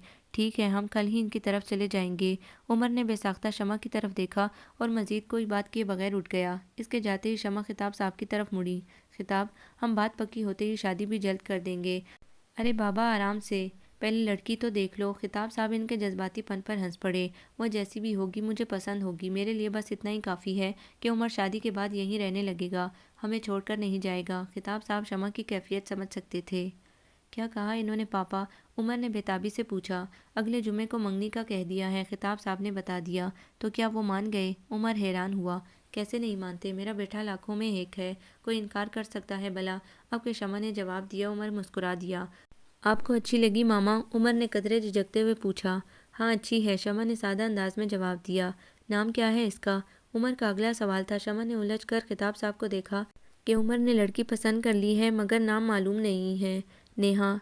नेहा, इसने हल्के से दोहराया, फिर थोड़ी देर बाद उठकर चला गया। इसके जाने के बाद शमा और खिताब देर तक यही सोचते रहे कि इस आम सी लड़की में उमर को क्या नजर आया, जबकि वो उम्र में भी इससे बड़ी लग रही थी। इनके लिए बस इतना काफ़ी था कि उमर अब अमेरिका वापस नहीं जाएगा और फिर इसके मिजाज की तलखियाँ भी कम होने लगी थीं। ड्राइंग रूम में सबके दरमियान उमर भी बैठा हुआ था। चेहरे पर खुशी के रंग बिखरे हुए थे। शमा और खिताब अपने बेटे को खुश देखकर मसरूर थे और मकसूद साहब अपनी बेटी के लिए इतना अच्छा रिश्ता मिलने पर। उमर की तो खैर पसंद थी, मगर खिताब साहब ने भी स्टेटस का फ़र्क नहीं देखा, ना दोनों की उम्रों का और ना ही होने वाली बहू की आम सूरत की परवाह की। इन्हें सिर्फ अपने बेटे की खुशी दरकार थी। सब हल्की फुल्की बातों में मसरूफ़ थे जब शाजिया ने शर्जील को आवाज़ दी। शर्जील, रोमिया से कहो कोल्ड ड्रिंक ले आए। थोड़ी देर बाद रोमिया खुद ही ट्रॉली घसीटती हुई अंदर आई। इसके सलाम करने पर सबकी नज़रें इसकी तरफ उठी थीं। ग्लास थामकर इसने बड़े इश्तियाक से नेहा के होने वाले मंगेतर को देखा, लेकिन इसे देखते ही दम बखुद रह गई। हाथ में पकड़ा ग्लास ज़मीन पर गिरकर किरचियों में तब्दील हो गया। उमर एकदम खड़ा हुआ। इसके खड़े होते ही बाकी सब भी हैरत के मारे खड़े हो गए। उमर के चेहरे पर हैरत ही हैरत बिखरी थी। क्या हुआ रोमिया? शाजिया ने करीब आकर तशवीश से इसे देखा तो इसने थूक निकलकर सर नफ़ी में हिलाया। शमा बहन, ये रोमिया है, मेरी भतीजी और होने वाली बहू। उमर की नज़रें इस पर जमी थीं। शाजिया के तारुफ करवाने पर इसके करीब धमाका हुआ था। आप किस लड़की को देखकर गई थीं? इसकी नज़रें रोमिया पर गड़ी हुई थीं। इसकी नज़रों में इतनी तपिश थी कि वो एक सेकंड के बगैर बाहर निकल गई और इसके पीछे उमर भी तेज़ी से निकल गया। शमा हवास बाख्ता होकर इसके पीछे भागी, मगर वो घर से बाहर निकल गया और जब तक वो इसके करीब पहुंची वो गाड़ी लेकर जा चुका था। वो कितनी देर तक पथराई नज़रों से आंखों से ओझल होती कार को देखती रही। एक बार फिर उमर इन्हें लोगों की नज़रों में जलील कर गया था। इन लोगों से किस तरह माजरत की यह अलग कहानी थी। असल फ़िक्र इन्हें उमर की थी। सब कुछ इसकी मर्ज़ी से हो रहा था, फिर वो क्यों इस तरह से चला आया? सारा रास्ता इन दोनों मियाँ बीवी ने मुस्तरब अंदाज में तय किया। गैराज में उमर की गाड़ी देखकर दोनों तकरीबन भागते हुए अंदर दाखिल हुए। उमर के कमरे का दरवाज़ा खोलते ही इन्हें झटका लगा था। सारा कमरा बिखरा पड़ा था।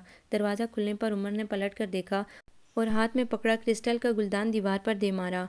चले जाएं आप लोग, मैं किसी से बात नहीं करना चाहता। आप लोग हमेशा से मेरे लिए गलत फैसले करते रहे हैं, अब भी गलत किया। मैं ही पागल था जो आप लोगों पर भरोसा कर लिया। इसने कारपेट पर बिखरे टुकड़ों को लात मारकर मजीद बिखेर दिया। खुदा के लिए उमर, साफ बात करो, मेरी कुछ समझ में नहीं आ रहा। शमा रूहानसी हो गई। जिस लड़की का मैंने कहा था इसका नाम रोमिया है, लेकिन वो तो इनकी होने वाली बहू है। शमा हैरत से बोली, मैं कुछ नहीं जानता वो किसकी क्या है, मैं सिर्फ इतना जानता हूँ अगर मुझे वो ना मिली तो मैं खुद को मार डालूंगा या फिर इससे। शमा के आंसू एकदम ठिठर गए। कई साल पहले का मंजर आंखों के सामने गूंग गया। खून में लथपथ वो पपी। इन्होंने उमर की तरफ देखा। इसका चेहरा इतना अजनबी लग रहा था और वो जो एक उम्मीद जागी थी कि उमर हमेशा इनके साथ रहेगा, ख़त्म होने लगी थी। उमर, तुम्हें इस लड़की से शादी करना है ना? मैं करवाऊंगी। शमा के कहने पर उमर के साथ खिताब साहब ने भी चौंक कर इन्हें देखा था। शमा, खिताब साहब ने इन्हें टोकना चाहा, मगर वो उमर की तरफ बढ़ी और इसके मुकाबिल जाकर खड़ी हो गईं। तुमने उस लड़की से शादी करना है ना?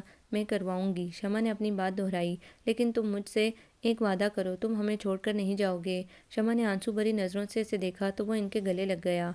I love you mama, I love you very much. کتنے سالوں بعد وہ یوں بے اختیار ہو کر ان کے گلے لگا تھا۔ اس ایک پیار بھرے لمس کے لیے شمع کچھ بھی کرنے کو تیار تھیں، جبکہ ان سے کچھ فاصلے پر کھڑے خطاب صاحب بری طرح الجھ گئے تھے۔ اگلے ہی دن وہ نیرہ کے سامنے بیٹھی تھی۔ دیکھیے، میں ابھی تو کچھ نہیں کہہ سکتی، رومیہ کے ابو آئیں گے تو میں ان سے بات کر کے ہی آپ کو جواب دے سکوں گی۔ ٹھیک ہے، ہمیں آپ کی ہاں کا انتظار رہے گا، شمع نے پر یقین انداز میں کہا۔ ساری بات سن کر پرویز صاحب نے انہیں ایسے دیکھا جیسے ان کا دماغ خراب ہو گیا ہو۔ تم حواسوں میں تو ہو، ایسا سوچا بھی کیسے تم نے؟ پرویز صاحب کے غصیلے انداز پر نیرہ کے ماتھے پر بل پڑ گئے۔ میں حواسوں میں ہوں، اسی لیے ایسی باتیں کر رہی ہوں۔ میں آپ کی طرح اپنی بیٹی کی دشمن نہیں ہوں۔ ایسے رشتے کو ٹھکرانا کفران نعمت ہوتا ہے۔ اکلوتا بیٹا ہے ان کا، صاحب جائیداد ہے، خوبصورت پڑھا لکھا خاندانی۔ اور تمہیں ہو کیا گیا ہے نیرہ؟ رومیہ کی منگنی ہو چکی ہے شرجیل کے ساتھ، کیا تمہیں یہ یاد کروانا ہوگا؟ وہ رشتہ نیہا کے لیے آیا تھا، پتہ ہے نا تمہیں میری بہن کو کتنا صدمہ ہوا ہے ان لوگوں کی اس حرکت پر۔ یاد رکھو، میں ایسا کوئی کام نہیں کروں گا جس سے میری بہن ناراض ہو۔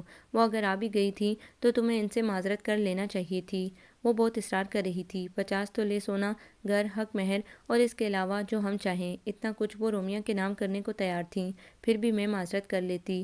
ہاں پھر بھی، پرویز صاحب نے دو ٹوک انداز میں کہا۔ تو پھر ٹھیک ہے، اپنی بہن سے کہیں جتنا مسز خطاب دے رہی ہیں وہ بھی اتنا سونا، اتنا بینک بیلنس رومیہ کے نام لکھ دیں، میں انہیں منع کر دوں گی۔ ان کے چیلنج کرنے والے انداز پر پرویز صاحب نے اپنا سر دونوں ہاتھوں میں گرا لیا، جبکہ دروازے کے باہر کھڑی رومیہ کا وجود زلزلوں کی زد میں آ گیا تھا۔ وہ برتن دھوتے ہوئے شرجیل کے بارے میں ہی سوچ رہی تھی۔ کافی دن سے اس کا کوئی فون نہیں آیا تھا۔ ڈور بیل پر وہ تیزی سے دروازے کی طرف بڑھی۔ باہر کوریئر والا کھڑا تھا۔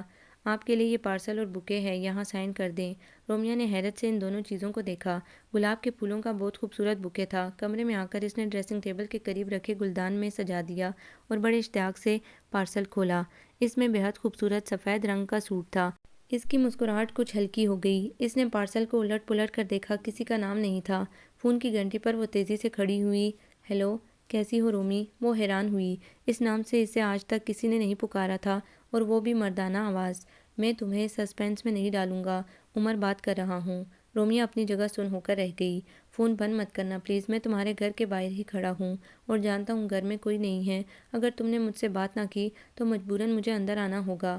وہ اس کی باخبری پر شدید حیران ہوئی۔ پھول ملے تمہیں؟ رومیہ نے مڑ کر گلدان میں سجے پھولوں کو دیکھا۔ اور سوٹ دیکھا تم نے؟ میں نے کبھی لیڈیز شاپنگ نہیں کی، کل یہ سوٹ مجھے اچھا لگا، خیال آیا تم اس سوٹ میں خوبصورت لگو گی، بالکل کسی پری کی طرح۔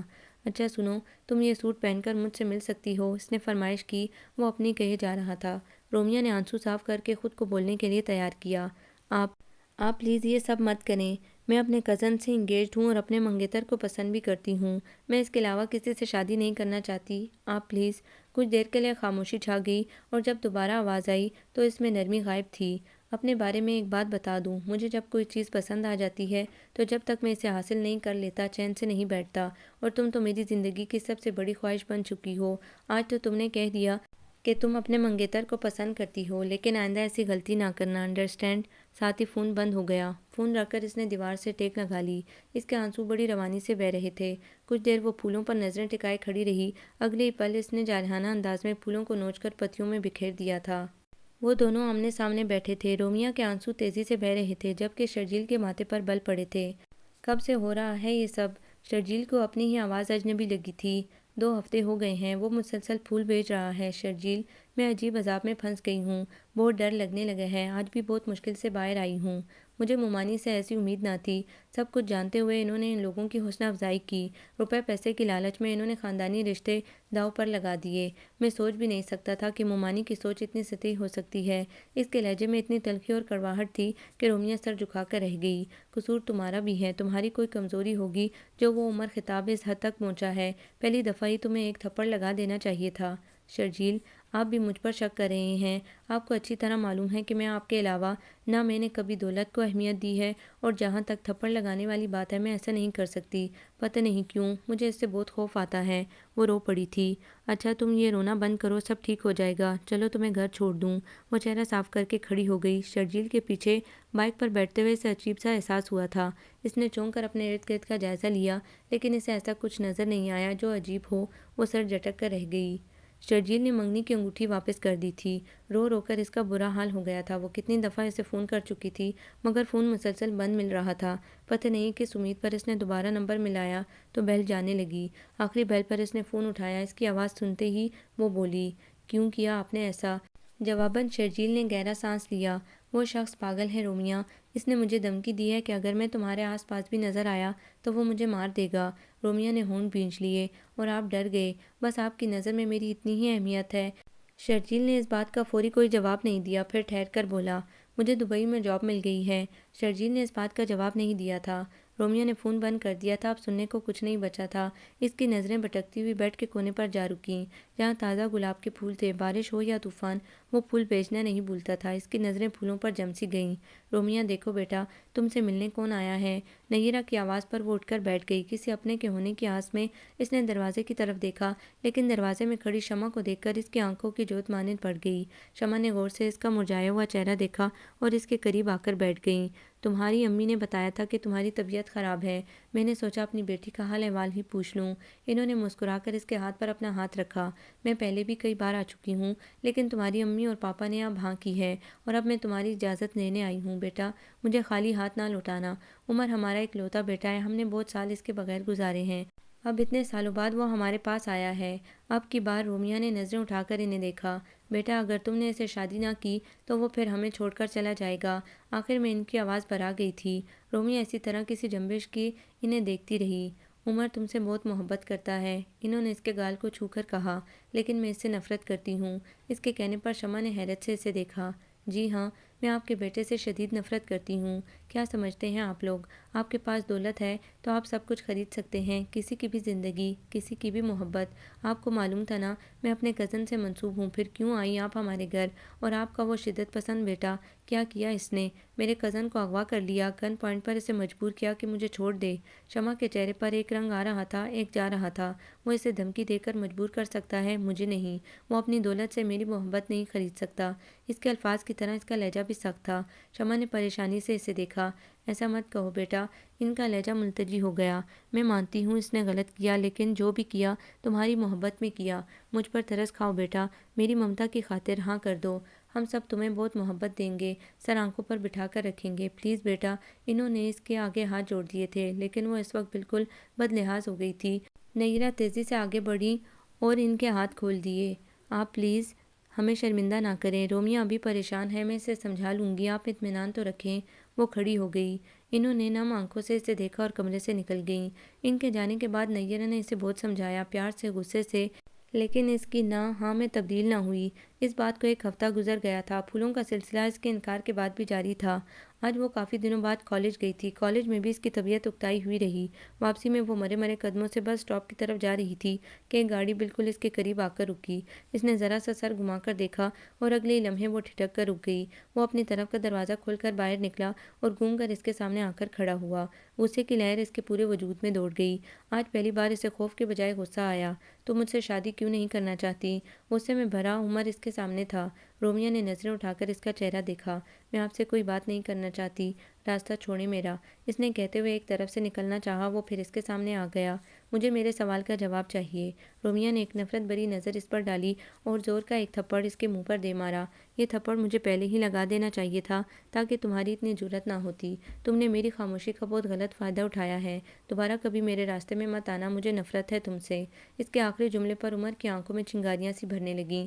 یکدم اس نے سختی سے رومیہ کا بازو تھاما اور اسے سنبھلنے کا موقع دیے بغیر گاڑی کا دروازہ کھول کر اسے اندر دھکا دیا۔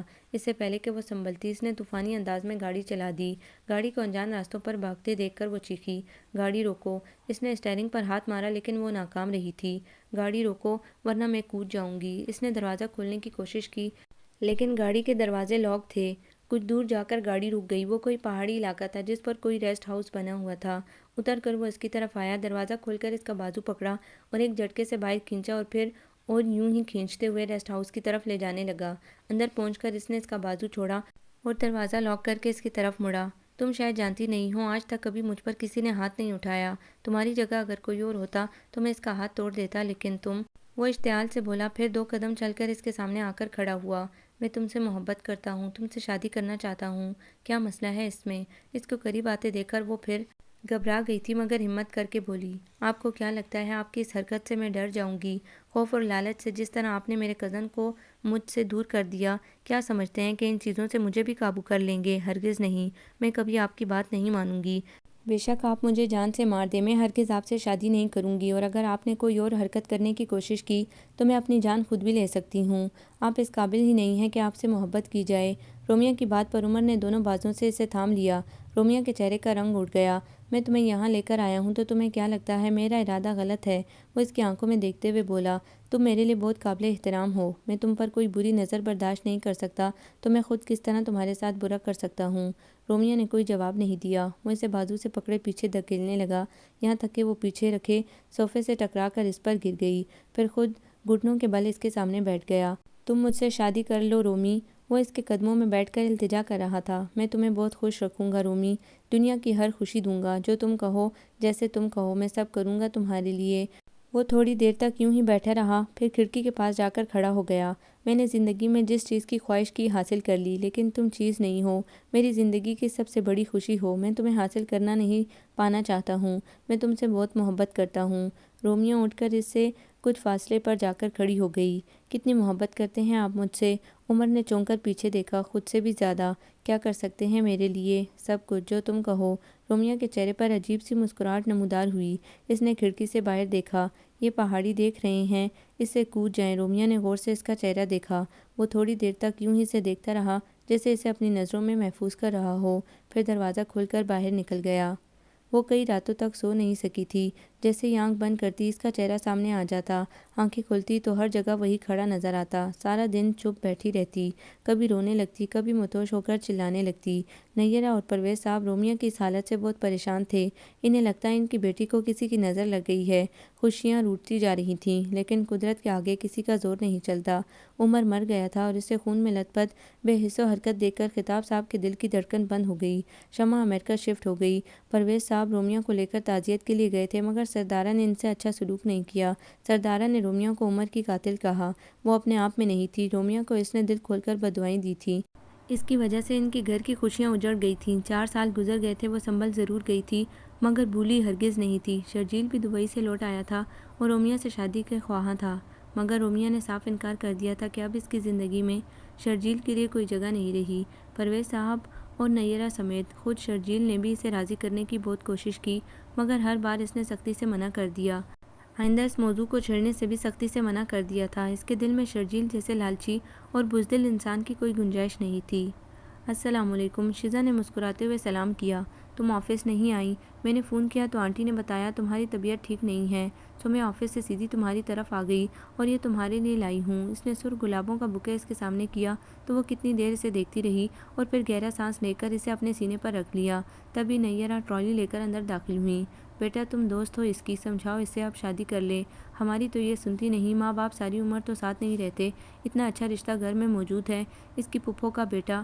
امی پلیز، رومیہ نے ان کی بات کاٹی۔ نیرہ گہرا سانس لے کر باہر نکل گئی۔ شیزا اسے دیکھنے لگی۔ تم کیوں کر رہی ہو ایسا؟ کیا تم کسی کو پسند کرتی ہو؟ رومیہ نے گہرا سانس لیا جیسے کوئی بوجھ سینے سے ہٹانا چاہتی ہو۔ شیزا اور رومیہ 3 سال سے ایک ساتھ جاب کر رہی تھیں، دونوں میں بہت بے تکلفی تھی۔ شیزا بہت مخلص دوست تھی، سو رومیہ نے آج اسے سب کچھ بتانے کا فیصلہ کر لیا۔ شیزا تم نے کبھی کسی سے نفرت کی ہے؟ نہیں۔ شیزا نے حیرت سے اسے دیکھا۔ میں نے کی ہے اور بے انتہا کی ہے، اور جانتی ہو نفرت کی انتہا کیا ہوتی ہے؟ شیزا ایکٹک اس کا چہرہ دیکھ رہی تھی۔ نفرت کی انتہا محبت ہوتی ہے۔ میں نے جس شخص سے نفرت کی مجھے اسی سے محبت ہو گئی، بے حد محبت، لیکن اس وقت جب وہ نہیں رہا۔ کیا مطلب؟ بہت غور سے سنتی شیزا نے حیرت سے پوچھا۔ وہ اس دنیا میں نہیں رہا اب، اور شیزا اپنی جگہ سے اچھل پڑی۔ ایک شخص جو مر چکا ہے، تم اس کے لیے اپنی زندگی برباد کر رہی ہو؟ شیزا اسے یوں دیکھ رہی تھی جیسے اس کی دماغی حالت پر شک ہو۔ میں جان بوجھ کر ایسا نہیں کر رہی شیزا، وہ شخص بہت عجیب تھا، ایک جنون دیکھا ہے میں نے اس کی آنکھوں میں، اور مجھے لگتا ہے جیسے مرتے مرتے وہ اپنا جنون میرے اندر منتقل کر گیا ہے۔ میں نے اس کی محبت کی ناقدری کی ہے، مگر اب میں ساری زندگی اس کی محبت کے نام پر گزارنا چاہتی ہوں۔ یہ سزا میں نے خود اپنے لیے چنی ہے، کیونکہ وہ میری وجہ سے مرا ہے۔ شیزا وہ کتنی دیر تک اس کا چہرہ دیکھتی رہی، اس کی آنکھوں میں الجھن الجھن تہ رہی تھی۔ محبت کو کبھی آزمانا نہیں چاہیے، لیکن مجھ سے یہ غلطی ہو گئی۔ میں نے اس سے کہا اگر تم مجھ سے محبت کرتے ہو تو اس پہاڑی سے کود جاؤ، اور وہ کود گیا۔ شیزا، میرے کہنے پر اس نے جان دے دی۔ کوئی کرتا ہے اتنی محبت؟ رومیہ نے شیزا کی طرف دیکھ کر سوال کیا، جبکہ وہ رومیہ کو ایسے دیکھ رہی تھی جیسے پہلی بار دیکھ رہی ہو۔ اس آدمی کا نام کیا تھا؟ یہ سوال کرتے ہوئے شیزا کا رواں رواں جواب کا منتظر تھا۔ عمر خطاب، اور شیزا کا پورا وجود زلزلے کی زد میں آ گیا تھا۔ تم سے کس نے کہا وہ مر گیا ہے؟ شیزا کی آواز سرگوشی سے زیادہ نہ تھی۔ اس کی بوا جی نے، میں گئی تھی اس کے گھر، اس کے والد کی بھی ڈیتھ ہو گئی۔ شیزا نے ہونٹ بھینج لیے۔ ہیلو برو، کیسے ہو؟ میں ٹھیک ہوں، تم بتاؤ تم نے بوا سے کیا کہا ہے؟ وہ پریشان ہے۔ وہ میں آپ کو بعد میں بتاؤں گی، پہلے آپ یہ بتائیں آپ کی رومی کا اصل نام کیا ہے؟ عمر کی دل کی دھڑکن تیز ہوئی تھی۔ ایک عرصے بعد کسی کے منہ سے اس کا ذکر سنا تھا۔ رومیہ، اس کے نام لینے پر شمع نے چونک کر دیکھا۔ برو، آپ پاکستان آ جائیں، میں آپ کو ایک لڑکی سے ملوانا چاہتی ہوں۔ 3 دن بعد میری سالگرہ ہے، میں آپ کا انتظار کروں گی۔ آپ کی زندگی کی سب سے بڑی خوشی میرے پاس ہے۔ اس کی کچھ سنے بغیر اس نے فون بند کر دیا تھا۔ عمر بری طرح الجھ گیا تھا۔ اسی الجھن بھرے انداز میں اس نے سردارہ کی طرف دیکھا جنہوں نے اس کے سامنے ہاتھ جوڑ دیے تھے۔ وہ اور شمع حیرت سے انہیں دیکھنے لگے۔ بیٹا، میں تمہاری مجرم ہوں، مجھے سزا دو۔ اس نے سردارہ کے دونوں ہاتھ تھام لیے اور پھر اس نے جو حقیقت بتائی، دونوں ماں بیٹے ساکت رہ گئے۔ سردارہ، کیوں کیا تم نے ایسا؟ شمع غصے سے پھٹ پڑی۔ میری سمجھ میں نہیں آ رہا تھا بھابھی، بابا کومے میں تھے، آپ کو اپنا ہوش نہیں تھا، خطاب بھائی اس دنیا میں نہیں تھے۔ ڈاکٹرز نے جواب دے دیا تھا کہ پتہ نہیں کب انہیں ہوش آتا۔ مجھے یہ ڈر تھا کہ وہ لڑکی دوبارہ سامنے آئی اور پھر شادی کے لیے نہ مانی تو پتہ نہیں بابا پھر کیا کر دیں۔ اسی لیے میں نے بابا سے کہہ دیا کہ وہ اس دنیا میں نہیں رہی، کہ نہ وہ ہوگی نہ بابا کوئی الٹی سیدھی حرکت کریں گے، اور اس سے بھی کہہ دیا کہ بابا مر گئے۔ میں نے آپ دونوں کی بہتری کے لیے ایسا کیا تھا، میں نہیں جانتی تھی کہ وہ لڑکی بھی بابا سے۔ عمر، میرے بچے مجھے معاف کر دو۔ سردارہ نے ایک بار پھر عمر کے آگے ہاتھ جوڑ دیے۔ شیزا پلیز یار، میرا بالکل موڈ نہیں، تمہارے موڈ کی ایسی کی تیسی۔ میں اپنی برتھ ڈے پر خاص طور پر تمہیں لینے آئی ہوں، اور تم ہو کہ نخرے کیے جا رہی ہو۔ چلو شاباش، تیار ہو جاؤ، میں انکل آنٹی کو بھی ساتھ لے کر جا رہی ہوں۔ شیزا کی سالگرہ تھی، اس کا موڈ نہیں تھا، مگر وہ خود اسے لینے آئی تھی، ناچار اسے راضی ہونا پڑا۔ تیار ہونے کے لیے اٹھی تو شیزا بولی، سفید رنگ پہننا، اور الماری کی طرف بڑھتا ہوا اس کا ہاتھ ایک لمحے کو رک گیا تھا۔ اس نے پلٹ کر شیزا کی طرف دیکھا، لیکن وہ کمرے سے جا چکی تھی۔ وہ کتنی دیر یوں ہی کھڑی رہی، اس کی آنکھوں میں آنسو آ گئے۔ آنسو صاف کر کے اس نے سفید سوٹ نکالا جو 5 سال پہلے کسی نے بڑے پیار سے اسے بھیجا تھا۔ شیزا کے گھر میں کافی رونق تھی، اس کا دل عجیب سے انداز میں دھڑک رہا تھا۔ امی، میں شیزا کے پاس جا رہی ہوں۔ وہ لانچ سے اٹھ کر اندر لاؤنج کی طرف بڑھی تھی کہ ایک آواز پر اسے رکنا پڑا۔ رومی، اس کے قدم جیسے زمین نے جکڑ لیے۔ یہ آواز، یہ نام۔ اس نے ڈرتے ڈرتے پیچھے مڑ کر دیکھا، وہ بالکل اس کے سامنے تھا۔ اس نے پلکیں جھپکیں، اس کے ارد گرد ساری چیزیں گھومنے لگیں۔ گرنے سے پہلے اس نے اسے تیزی سے اپنی طرف بڑھتے دیکھا تھا۔ ہوش میں آتے ہی اس نے متلاشی نظروں سے ادھر ادھر دیکھا۔ سبھی تھے اس کے آس پاس، مگر وہی نہیں تھا بس۔ اس کے اچانک بے ہوش ہو جانے پر سب پریشان ہو گئے تھے، مگر اب سب نے اطمینان کا سانس لیا۔ وہ شیزا کے کمرے میں تھی، اپنے لیے سب کو پریشان دیکھ کر وہ شرمندہ سی ہو گئی۔ میں ٹھیک ہوں اب، آپ چلیں، میں تھوڑی دیر میں آتی ہوں۔ نیرہ مطمئن انداز میں سر ہلاتے ہوئے باہر چلی گئی۔ شیزا، میں ابھی آتی ہوں کہہ کر نکل گئی۔ وہ اکیلی تھی کمرے میں، دل پتہ نہیں کیوں گھبرا رہا تھا، آنسو رک ہی نہیں رہے تھے۔ کھلے دروازے کی دہلیز میں وہ رک گیا۔ وہ اس کے بالکل سامنے بیڈ پر سر جھکائے بیٹھی تھی۔ آہٹ پر اس نے سر اٹھا کر دیکھا اور اس پر نظر پڑتے ہی تیزی سے کھڑی ہو گئی۔ آنسوؤں سے سامنے کا منظر دھندلا گیا تھا۔ وہ آہستہ سے چلتا ہوا اس کے بالکل قریب آ کر کھڑا ہو گیا۔ وہ سن سی کھڑی تھی۔ عمر نے اس کی ٹھوڑی کو انگلی سے اٹھا کر چہرہ اونچا کیا اور بہت نرمی سے اس کے آنسو صاف کیے۔ تم میرے سامنے ہو، پھر بھی مجھے یقین نہیں آ رہا، آپ مجھے چھوڑ کر کیوں گئے تھے؟ عمر ابھی تک سانس روکے کھڑا تھا۔ رومیہ کی بات پر اس نے رومیہ کو اپنے بازوں کے گھیرے میں لے لیا۔ میں تمہیں چھوڑ کر کیسے جا سکتا تھا؟ میں کوما میں چلا گیا تھا اور جب ہوش آیا تو بوا نے کہا کہ تم۔ رومیہ، میں بالکل ٹوٹ گیا تھا۔ اس وقت مجھے لگا مجھے اپنی ماں باپ کی نافرمانی کی سزا ملی ہے، مگر شاید قدرت کو مجھ پر رحم آ گیا اور تم مجھے دوبارہ مل گئی۔ رومیہ نے اس کے سینے سے سر اٹھا کر دیکھا۔ اب تو آپ مجھے چھوڑ کر نہیں جائیں گے نا؟ عمر اس کی آنکھوں میں چھپے ڈر کو دیکھ کر مسکرا دیا۔ بالکل نہیں، ہرگز نہیں، کبھی بھی نہیں۔ عمر، ہم بہت عرصے ایک دوسرے سے دور رہے ہیں، پلیز اب یہ دوریاں ختم کر دیں۔ رومیہ کے دبے دبے لفظوں میں محبت کے اظہار پر عمر کا رواں رواں سرشار ہو گیا تھا۔ اس نے رومیہ کے گرد بازوں کا حلقہ تنگ کرتے ہوئے اس بات میں سر ہلایا۔ ایسی محبت کہی تو وہ طالب تھا، اب کوئی دوری نہیں رہے گی، اس نے قدرے جھک کر کہا تو رومیہ نے طمانینت سے آنکھیں موند لیں۔